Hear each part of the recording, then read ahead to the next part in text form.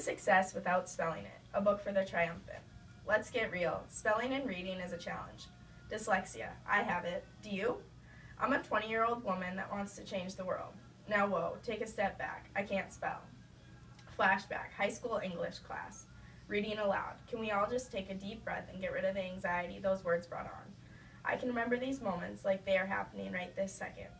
Picture this, sitting in those cold desks, or better yet, those awkwardly warm desks because someone before you made the seat so warm you're wondering if you had an accident. The teacher says, open your books, and as hopeful as possible, your stomach still sinks as those horrifying words come out of their mouth. We are going to be taking turns reading today, class. Open your books to chapter 3. Oh gosh, it has been said. Here we go. As you sit there paying more attention than ever possible, you are trying to read ahead to practice the part that you think may be your paragraph. Here we go. It's your turn next, and let's all remember, you got the longest part.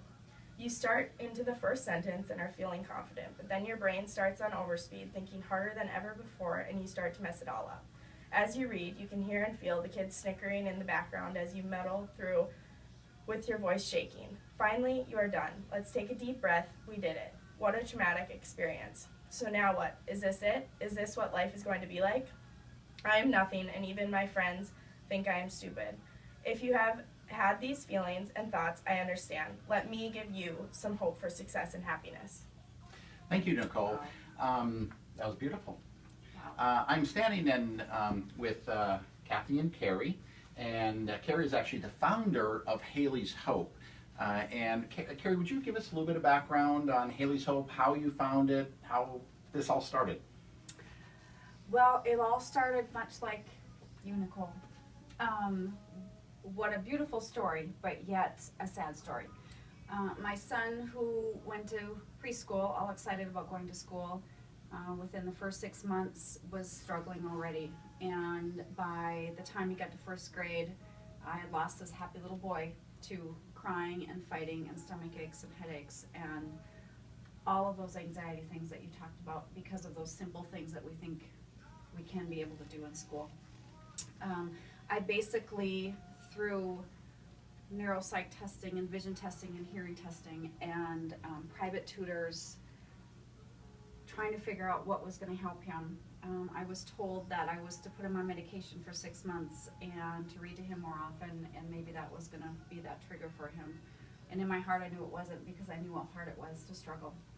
And so I took it upon myself to research this little book called Dyslexia, and found out that through a resource 350 miles away, he was diagnosed with dyslexia. I ended up going to California to get trained, and have been many places across the United States to figure out how we can bring this back home here so families and kids like you don't have to struggle anymore.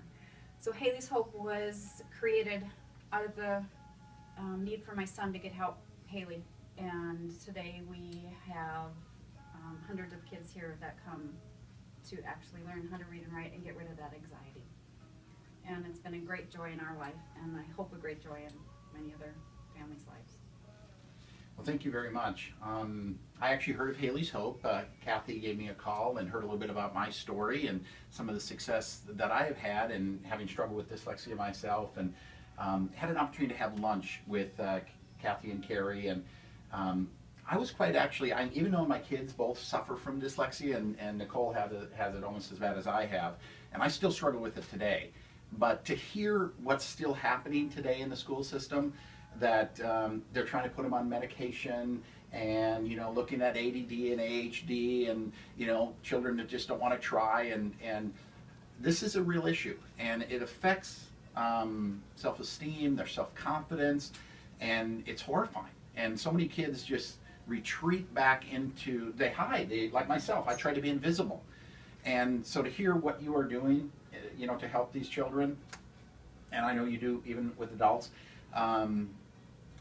when the company said they want us to pick somebody to give a donation to, a needy person, or I right away thought of Haley's Hope and what you're doing. And so on behalf of the company, I want to give you a $500 donation. And because this is so near and dear to my heart, I want to give you $1,000 as well. Wow. And I'm going to continue to give you ongoing support, inspiration, or whatever I can do to help kids. And because there's children, can you imagine this, that struggle with this. But the financial situation at the family is such that they can't get help because this costs money, Yeah. right? And so a lot of families can pay, but there are families that can't pay. And that's what these donations are, is to help some of these families out to get their child the help they need. So thank you very much. Exactly, thank you, and that is just it. Insurance does not pay for anything for this, and it's all out of pocket, and so we have a lot of families that need extra support to continue tutoring or even just to come in and get assessed so that they can continue on with those services. So we greatly appreciate it. Thank you. And Thank you, John. Thank you.